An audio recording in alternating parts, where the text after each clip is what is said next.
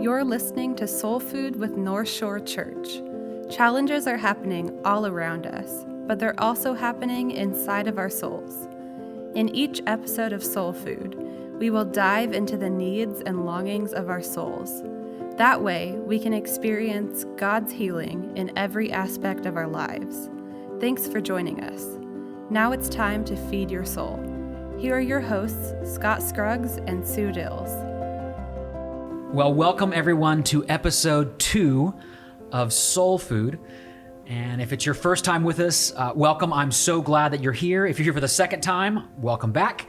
And of course, I'm joined again by my fearless colleague, Sue Dills, who is the Director of Recovery and Support here at North Shore. So Sue, welcome. Happy New Year. How was Christmas?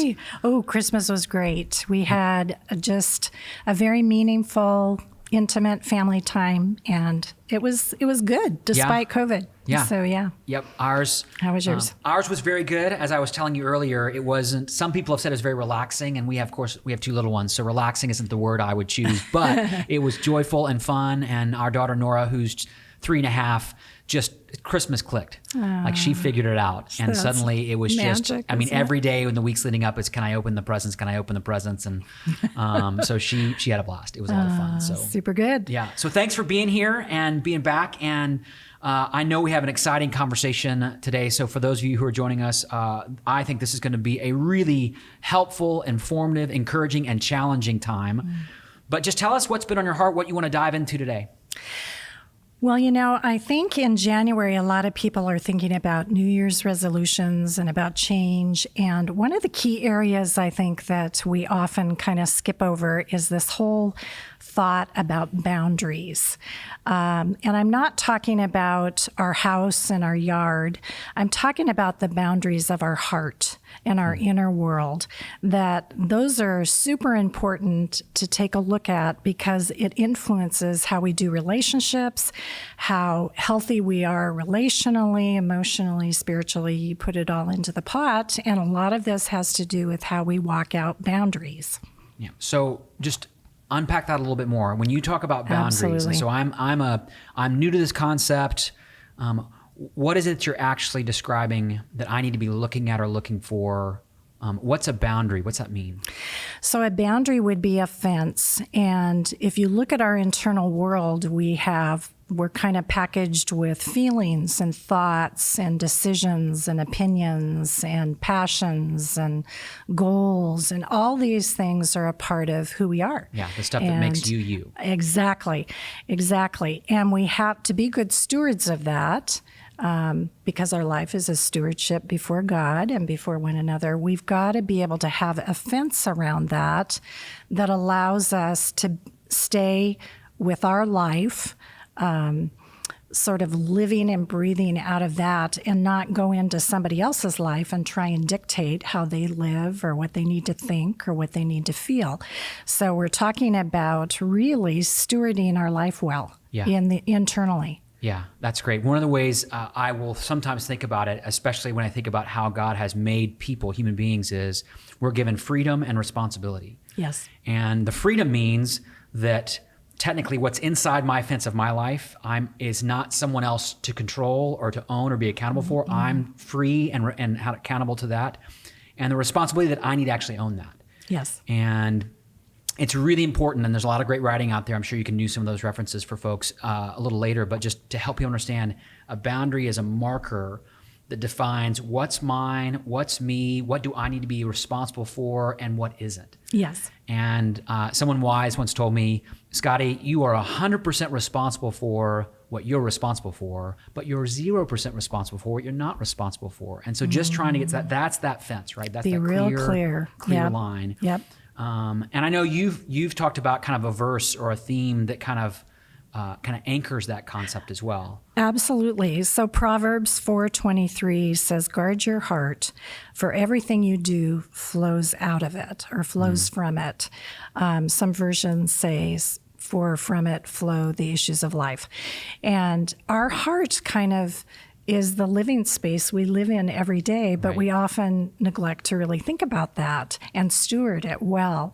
So that's why I think the conversation is so important. As you've thought about that verse, unpack that for me. I know that Well, I love that you kind of drew that as a theme verse because most people in our world will think of the heart, obviously, as that organ in your chest that's pumping blood through your body, which of course is essential, right? Right. And maybe sometimes we'll move and say it also includes like feelings. We talk about, you love someone with your heart, or Valentine's Day, it's got the heart symbol over it, right? So it's an emotional thing. Yes. But for the ancient Israelites, when they would describe the heart, it was the Hebrew word lavav or lav, and they would describe it as not just that organ, but also as the source of your thoughts.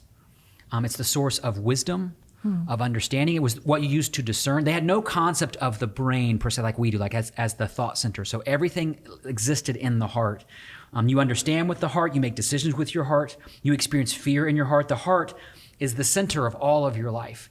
And so for the writer to say, guard your heart, I grew up, this is kind of funny, I grew up in a part of the church world that would use that phrase kind of around like sex and dating for teenagers, like guard your heart, like don't date the wrong person, guard your heart. And so I have a little baggage to go back to, like it was kind of narrowed down to that or things like that. But really, it's this picture of you're in charge and entrusted with you and all of who you are. And if you're not thinking about how to guard and keep and steward, I love you use that word, steward your heart, all sorts of dysfunctions begin to happen. Totally. And I think that's what I want you to kind of walk us into. Like, what does it look like in a human life when someone doesn't have boundaries? When someone fails to guard or keep that property line between what's mine and what's not mine? That's really good, because I think we need to get concrete to look at our own lives and figure out where we messy in our own personal boundaries. So if you could imagine your life, and I'll imagine mine, and in our fence we have a gate, and we accidentally leave that gate open. It means that I can allow you to come into my life and dictate what decisions I make, tell me that my feelings have to be different, tell me that I need to have a different opinion, tell me, no, that's not your calling. You have then just been given permission to steward my life. Likewise, I can do the same to you. I can run over into your yard and start controlling you and telling you what you need to think, what you need to do, how you need to behave. That is messing with the stewardship that God gave us. One of the ways I think boundary issues plays out is through codependency. And that's kind of a big word with a simple definition, which simply means rescuing or enabling somebody. And in our relationships, we are called to be respectful of the other person. We are not called to go into their yard and take over, or to think that they're immature, so I somehow need to fix this for you or take away your suffering or make this decision for you because you're unable to do that. That's actually bad stuff. And yet we do that all the time. Doesn't matter if you're inside the church or outside the church. A lot of times we're messing in one another's yards, which is not good stewardship. So how do we, that's a great observation, but my mind goes to, well, aren't I supposed to, I'm supposed to be helpful and care for people and reach out. So what's the difference between codependency or enabling and just being someone who's compassionate? Right. Or shows love? How do I know the difference in my day-to-day life? That's a great question. So if you think about, God does call us to be kind to one another and to help one another.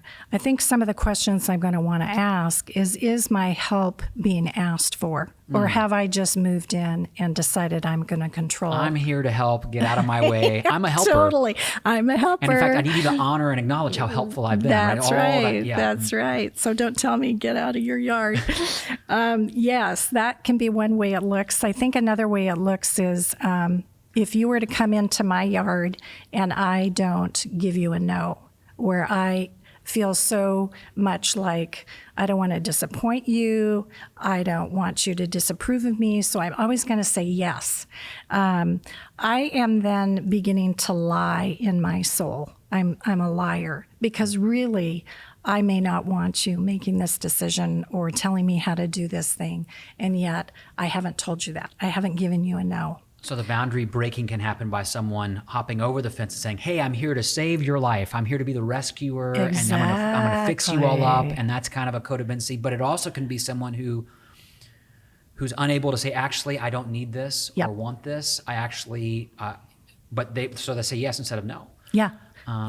Totally. And in many ways, what happens, and I've seen this in pastoral ministry, those two kinds of people often find each other because that's that codependence. They're codependent on each other. It keeps it toxic, doesn't it? Yeah, it does. And so there's that sense of control and the cycle of wanting to control or being controlled. And I think you named it, relationship is the primary ground upon which all this is playing out. Yes. And so if you're listening right now, it's a good moment to pause and just do a little self-check on how are my close relationships and how am I in my relationships?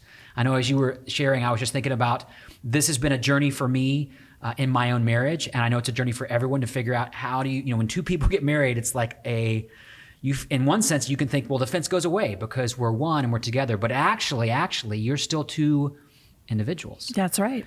And it takes a lot of work and sometimes painful work to learn how to keep those boundaries so that the two people can actually love and be intimate and trust versus just be in that cycle of either control or manipulation. Right. And I think about these moments where out of anger or fear or sometimes just kind of passive helpfulness, I'm actually trying to control my own anxiety.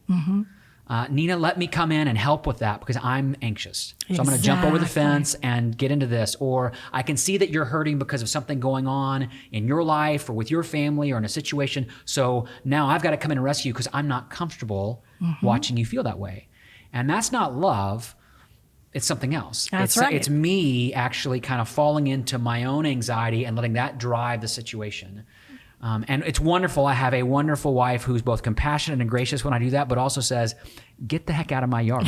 Like, kind of back off. Good. I don't want to take care of you and me right now. I've actually had her say that to me where it's like, I don't need another person. I'm here trying to work on what I'm working through. I don't need to take care of you by you hopping over as well. And it's really important for us to be able to pause and reflect on that and do some analysis of that. Exactly. And just to piggyback on that, I think you're talking about motive.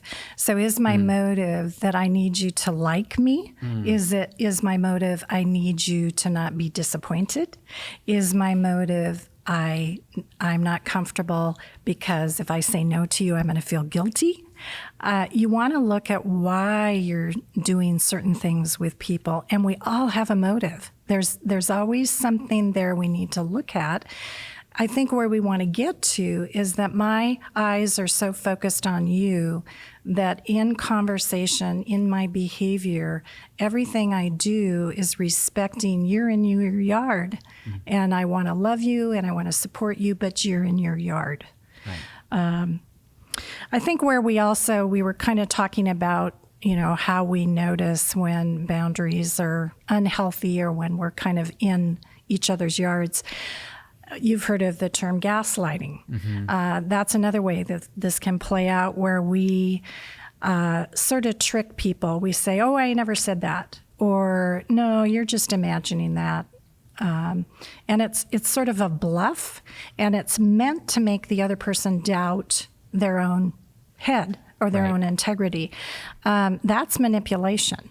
And when manipulation happens in relationships, no longer are we respecting someone in their boundary, we are now using them. Yeah. And that's wrong. Sue, I've heard you say manipulation destroys relationships. Yes. And I kind of just want to pause and let that hang in the air and let it convict our spirits, because most of us, in fact, everybody probably has at some level, experienced that from someone and in some ways done that. Right. Right. And so just recognizing to really check those motives. I love those questions, and hopefully we can, publish those with those, or you can read those again. Can you go through those again, the motive questions? Because I just thought those were so helpful. Is it our guilt where we're feeling guilty if we say no? And think about, go ahead. I know in my own life, like I can feel that so deeply. Yeah. Right? Like someone, I need you to, I have to say yes. I'll feel bad. That word, you use that word disappointment, and I just, again, my heart leapt a little bit because it's like, yep, that's a touchstone word for me. It's like, I don't want to be a disappointment. That goes all the way back to growing up and my family of origin. And in so many of my relationships, I can see myself wanting to take action to avoid disappointing. Yeah. But again, that's that's crossing the fence. It is. And it took me a lot of years to realize I'm not just trying to be a good guy and make people happy because I want the best for them. I'm actually crossing a boundary because of that deep fear. Yep. And I can't truly love someone, if my fundamental motivation is they're not allowed to be disappointed in me. Yep. That will create a whole different track of behavior. So it's another great question, those of you who are listening, just to say, am I being driven by that fear of disappointment or out of guilt or the inability to say no? Right. Really important questions to ask. I know in my own family, growing up, I had a very compassionate dad, and he couldn't stand to see somebody sad. And so he would task, often it was me, to go and make them happy. And I love that he was compassionate, but it is a whole warping of boundaries. And I wasn't strong enough to say, Dad, that's really not appropriate. I can't really do that. So part of this was my family of origin. I had stuff to unpack. But the other part of this was, if you think of it, we can't go reach our hand into someone's heart, flip a switch, and they move from sad to happy, or vice versa. We don't have that kind of power. So even being tasked with, it's your responsibility to make someone happy, is a no-win. I mean, there's no way we have the capacity to do that. Doesn't mean we don't encourage. Of course we encourage, but we don't have the authority to capture the result. Yeah. I didn't say that very well, but we don't have that kind of power. Well, and not only that, Sue, if you think about it, our culture in many ways has romanticized that behavior. Yeah. I can think about all the times I've seen in a movie, I just want to make you happy. Right. I'm going to make you so happy. And so you're fed that, right? You're kind of taught to believe my goal, I should wake up in the morning and make you happy. Right. And not realizing that actually in many ways is counterproductive in the long haul to that person experiencing joy. Because it's not just a no-win for the person trying, but the other person's going to lose out because they're going to experience not someone who's able to love them as they are. Right. And love them when they're not happy and be with them through those seasons where, it's a hard season. And I'm not on top of the world right now. Right. Are you still with me? Or are you going to keep shoving me back to this little ideal you call happiness? Yeah. And our hearts pick that up.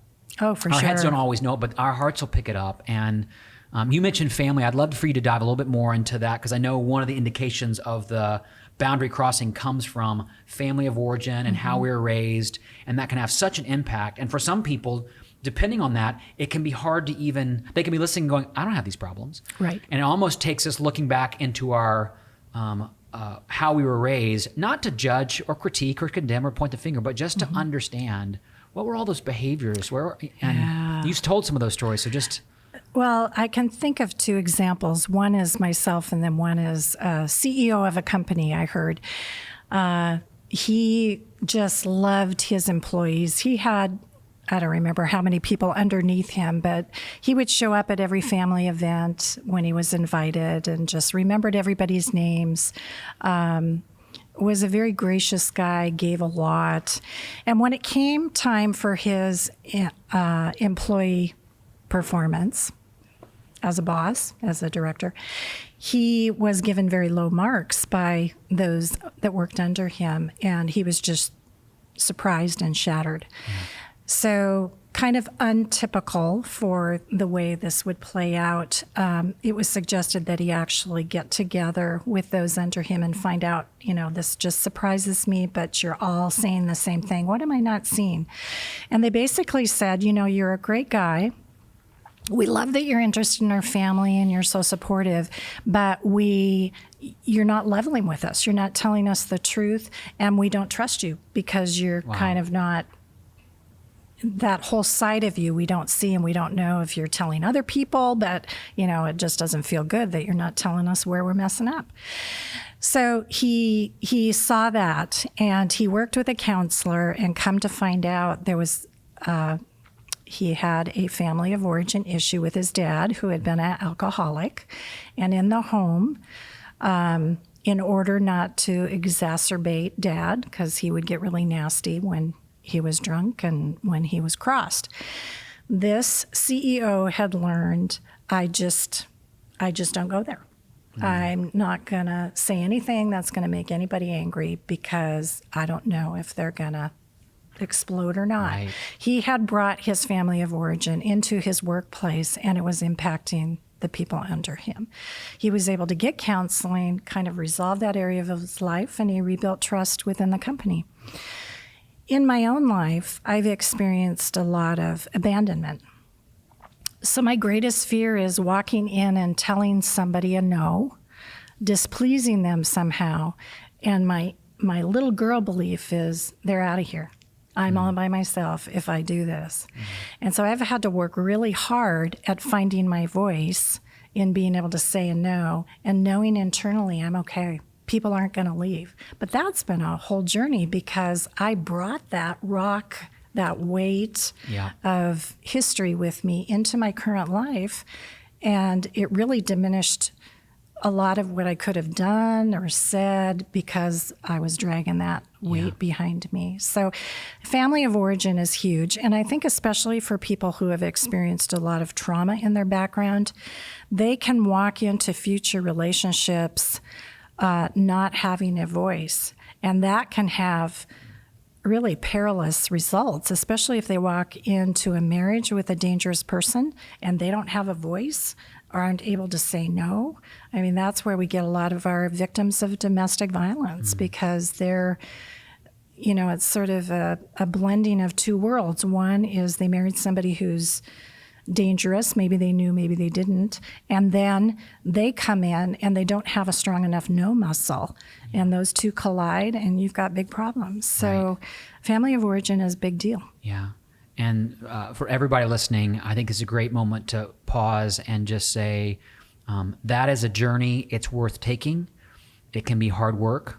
It always requires help. It does. Whether you seek out a professional counselor or not, I've done that in seasons of my life, and it's been extraordinarily helpful.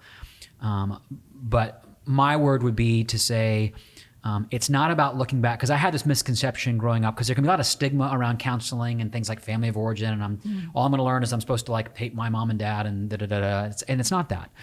In fact, getting to a place of blaming your parents actually is it doesn't actually get you out of the cycle. No. But to be in a place where you can see, because of how I was raised, whether intentional or not, every family has certain things. I'm watching, it's as a parent, I see myself doing this. I'm going, should I be saving money for their college or their counseling? I don't know, because they're going to probably need both because all my stuff's coming out.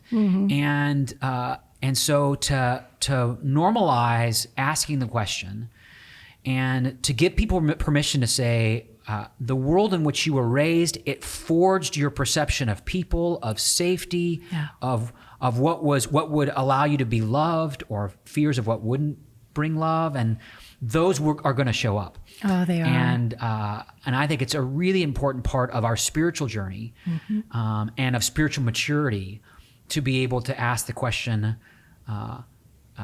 how was I raised? What happened in my home? How did that impact me? I mean, the Bible actually talks about it in terms of what it will call generational sin, and that can be kind of a heavy sounding word, but all it means is what happened back then is going to impact you right now. For sure. And it doesn't just go away. And people don't just get out of the house or go to college or say, I'm never going to be like my parents. That's another one. I'm never going to be like my parents. Well, we will all repeat what we've been taught if we don't consciously see it and figure out how. And I love that story of saying to get help and say, I may always struggle with some of those questions, but I can learn to make choices and take action in ways that are different. That's right. And that will create different relationships in my present than I had in my past. And what good news that is. I can have different relationships in my present than I had in my past, but it will require some of that work. Yeah. I mean, this could be a whole podcast on its own, but I have great compassion for all of us because it's really difficult to look at how messy we can be and what we brought from our past. But we learn everything in our family, everything from how do we discipline, how do we speak into that discipline, how do we make financial decisions, how do we express our feelings. I mean, it's all these things we don't necessarily think about that we learned in our family. And some of it was really, really good, and some of it probably wasn't. Right. So to be fair to all of us is we're all we've got stuff to look at. We shouldn't be afraid to look at it. And a part of our growth, and as it relates to boundaries, is just being open to say, hey, what am I contributing that's harming a person in my life? Am I kind of subtly punishing them by silently withdrawing when I don't like something, or they've told me no, and so I'm going to punish them by giving them the cold shoulder or getting really snarky? I mean, all of those things are ways that we kind of get punitive and move into somebody's yard just saying, you can't give me a no because I'm going to punish you if you do. And I want to name something with that observation, Sue, because for some people, they'll use even a framework like boundaries to reinforce that I'm on a cold shoulder, or I'm just drawing a boundary, right? Like I'm just gonna have a boundary, so I'm gonna withdraw and not talk to you because I'm gonna draw a boundary, which is not actually what we're talking about. Nope, it isn't. That is, part of what I'll do is my own kind of self-check is when I'm aware that someone else's feelings or experience is controlling me to the point that I would need to get away. Yeah. That I can't be. Now, again, every once in a while, like I need a 5-minute break just to get my head on straight, that kind of stuff. But if I have to like withdraw and separate, say, I'm not going to even be with you. Right. I can't be around that. It's a reflection of, gosh, something's getting over the fence. Yeah. And so I think even that is a great observation for people to really reflect on. Again, just to kind of go back and review, a boundary is that marker that separates and defines what's mine and what's not mine. That's right. What I need to own and be responsible for. And I think it's so important, and I want to kind of get into the practical take-homes in a moment, but just to name, for every human being, and with my life before God, and in the journey of becoming more and more like Jesus, we think of there's so much of that process for people that's about trying to control out there. Mm-hmm. My circumstances, my spouse, my boss, my kids, my world. Like if I can just get all that under wraps, I will be okay.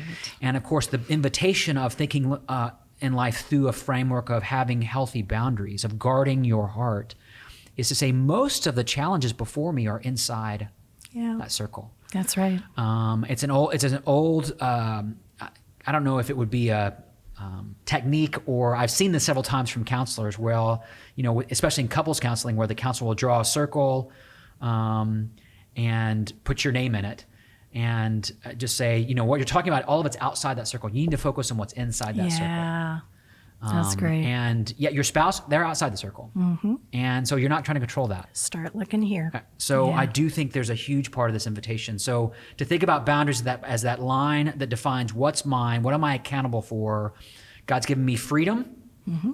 So no one makes me do anything. Right. And accountability. I'm responsible for what he's entrusted to me. So having that framework, and then of course you've named these kind of 3 key indications that you're in someone else's yard or someone's in your yard, talking about family of origin, control, how that plays out, and even codependence. Yeah. And again, I think that's a really important one, because that one does get mixed up with spirituality and kindness and love and things we hear in the church a lot, which can be kind of a guise for codependent behavior. Right. But with that in mind and kind of naming all that, let's think about what are people supposed to do next? So just maybe you could rattle off some stuff around, if I'm going to help put up fences in my life or draw boundaries in my life, what's that going to look like next? Sure. Yeah, I think you want to pay attention to yourself and start to watch your own behavior to create a curiosity as to why and what you're doing. But for somebody who doesn't have, they're a yes person, they never say no, they're going to want to practice no's. And they'll practice them with safe people a little at a time to build up their no muscle. I think all of us can examine if we've got a fear that's driving how we do relationship.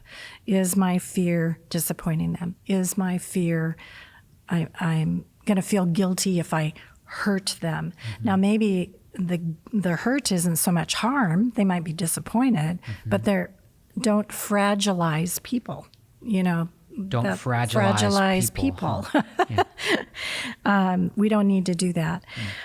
I think, if someone had a moment like that and broke down, to be able to say, I didn't I can learn to say things better and in more helpful ways, but that doesn't make them break down. Exactly. And they again, have to own their yard. Parts of that, exactly. Right? That's part of that cycle. Yeah. Someone can say, hey, look, I need you to phrase that differently because that one felt like it hurt my feelings. So they're inviting me to restate it, but that's still, they're owning their stuff. Yeah, they are. It's really, really helpful. So keep going. I think we're going to look at, the fear of wrath. We talked about that a little bit with domestic abuse, but if you grew up in a home, and actually with the CEO as well, what do we do if we're afraid people are going to explode all over us? I mean, is that what drives how we do the dance in relationship? And if so, what do we need to look at there? I think we also want to monitor if we're lying, and I don't mean this way, I mean this way. And how that plays out is, am I saying yes when I mean no? So if somebody comes to me and says, hey, I've got this need, I'm really devastated, can you help me out? And in my heart, I am going, I do not want to help, and I'm not sure it's even good for me to help, and yet I feel like I've got to say yes. Are we kind of getting underneath that? Is that because I don't want to disappoint them? Have we looked at, am I actually enabling them? Is this something they should be able to do for themselves? Or can I do this as a cheerful giver? Yeah. So monitor where we're not being truthful with ourselves and with the person we're with. And I would say all of us should go through the boundaries DVDs or the book. Yeah. It's just super helpful. We do it every year here. We're going to do it again in February. We call it Experiencing Wholeness, but it's a whole 8 weeks on boundaries just to help us understand what am I responsible for and how am I doing this dance? Am I healthy in my boundaries or am I not? If I'm not, how can I grow and become better at this so that I am respecting and being a good steward of my life and I'm not over in somebody else's yard or letting them into my yard? Yeah. And I'll just name that opportunity, which I hope all of you who are listening will take really seriously and think about. It is not designed for people who are, falling off a cliff in a train wreck kind of life. It's designed for anybody in any situation. In fact, in some ways, the more stable your life may be, the more you're going to get out of a season like that. Because you won't just be in a moment of crisis trying to piece things back together. So I would encourage you, if you're listening right now, think about that boundaries experience. Experiencing wholeness. That's right. As an opportunity to really explore these questions, dive a little deeper, because what's going to happen is not only are you going to learn how to guard your heart, which is where joy, the biblical writers talk a lot about the heart as the seat of joy. So joy comes from that. But also it's going to allow you to engage in and improve your relationships. Yes. And I know everybody listening, whether you're a person of faith or not, and by the way, if you're not, I'm so glad that you're here listening and that you're part of this. I hope this has been helpful for you. But this can improve whatever relationships you're in. Yep, absolutely. And I know everybody longs for that. There's nobody I've ever met who's like, I really want to have really dysfunctional relationships. And everybody wants to have health and joy and life and intimacy and goodness in their relationships. And this is at the core of that journey. Yep. And so, Sue, thanks for walking us through this really amazing material. And I know it's given me some really new and good things to think about in my life and my relationships. So I appreciate it. And for all those of you joining us, thanks for being here for episode 2, and we will see you next time. This has been Soul Food with North Shore Church. We're thrilled that you tuned into our show. Until next time, you can find us online at northshore.church or say hi on social media at North Shore Church on Instagram or North Shore Community on Facebook. We would love to hear from you.